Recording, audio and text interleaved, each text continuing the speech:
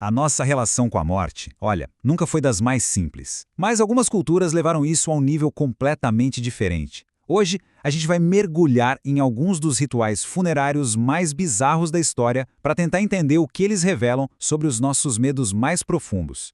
Para começar, fica a pergunta: qual é a aparência dos nossos medos mais antigos? A arqueologia nos dá algumas pistas, e olha, são pistas bem perturbadoras, viu? Pensa na cena. Um explorador, no meio do nada, se depara com isso. Cabeças humanas que foram encolhidas até ficarem do tamanho de um punho, mas com os traços do rosto ainda perfeitamente reconhecíveis. O que levaria alguém a fazer uma coisa dessas? Ou que tal isso aqui? Descobrir túmulos da Idade Média onde os corpos foram empalados, com violência, decapitados ou até tiveram a boca preenchida com tijolos. Fica bem claro que quem enterrou essas pessoas não queria de jeito nenhum que elas voltassem. E para fechar, crânios de 9.000 anos atrás, cuidadosamente cobertos com gesso para parecerem vivos de novo, e que eram mantidos dentro de casa como se ainda fossem parte da família.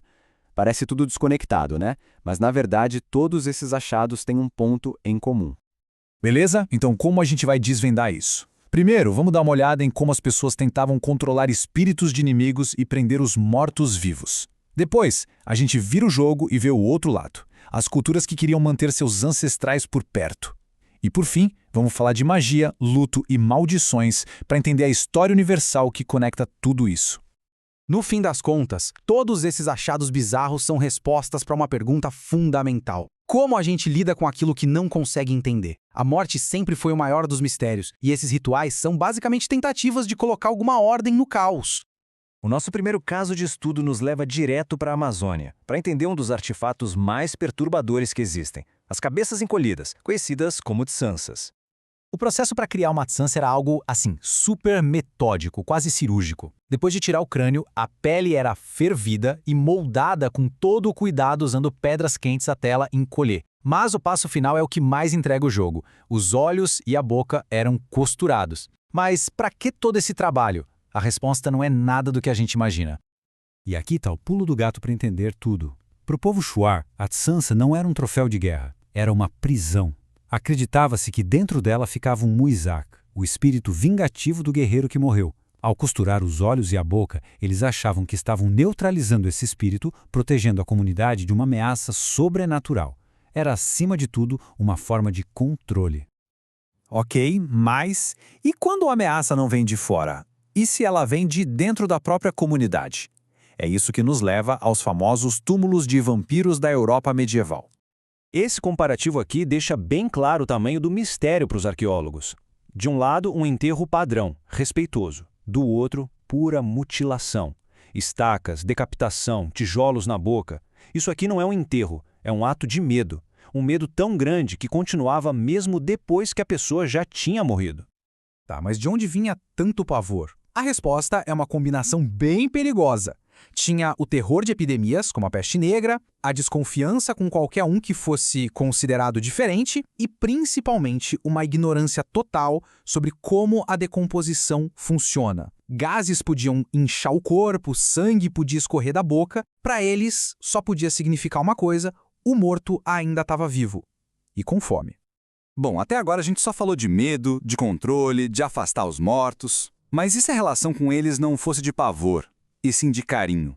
E se em vez de empurrar os mortos para longe, as pessoas os quisessem por perto? Exato. Em vez de manter os mortos afastados, algumas culturas faziam exatamente o contrário. Elas os traziam para o centro da vida de todo dia, usando seus crânios como objetos de veneração e respeito. Essa tabela compara duas práticas fascinantes. À esquerda, os crânios de Jericó. Nesse caso, a modificação acontecia depois da morte. O crânio de um ancestral querido era coberto com gesso para recriar o rosto dele, e ficava dentro de casa, como um elo físico com o passado. Já à direita, a gente tem uma prática bem diferente. Culturas como a Paracas deformavam os crânios em vida, desde a infância, para criar uma marca permanente de status e de identidade. Então, de um lado, a gente tem a memória, do outro, a identidade. Ok, agora a gente sai do coletivo, do comunitário e mergulha no individual. Vamos falar dos rituais mais íntimos, onde magia, luto e maldições mostram os medos e os desejos mais pessoais de cada um. E esses medos, esses desejos, podiam ter um foco bem específico. Uma única pessoa, um único alvo. Lá no Egito Antigo, bonecos como esse aqui não eram brinquedos, não. Eram verdadeiras armas. Eles eram feitos para representar uma pessoa específica e usados em rituais de maldição com a intenção clara de causar dano espiritual. Encontrar esses bonecos perfurados ou quebrados revela esse lado bem pessoal e até sombrio da magia, a tentativa de controlar o destino de um inimigo. Mas nem só de ódio vivia a magia. Às vezes, ela era sobre uma dor imensa, compartilhada por centenas de pessoas. Pois é. Em cemitérios romanos, os arqueólogos encontraram necrópolis inteiras só para bebês. Numa época em que a mortalidade infantil era altíssima, esses lugares viraram santuários para o luto coletivo. Os corpinhos eram enterrados com amuletos de proteção, uma tentativa, super comovente de continuar cuidando dos mais frágeis, mesmo depois da partida deles. E o que todas essas histórias contam pra gente no final das contas? Elas se juntam para contar uma história que é de todo mundo. A nossa busca, que nunca para, de encontrar alguma ordem no meio do caos, que é a mortalidade. Então, o que a gente tira disso tudo é que por trás de cada ritual bizarro desses, existe uma emoção que a gente conhece muito bem. Medo, controle, reverência, identidade, poder, luto. As práticas mudaram, claro, mas os impulsos que motivaram tudo isso, esses continuam tão humanos hoje quanto eram há milhares de anos. Isso tudo nos deixa com uma última reflexão. Será que tudo isso é só superstição antiga, coisa de um passado distante? Ou será que é um reflexo da nossa própria necessidade hoje de controlar o incontrolável, de dar algum sentido à morte? No fundo, talvez os mortos não sejam os únicos inquietos.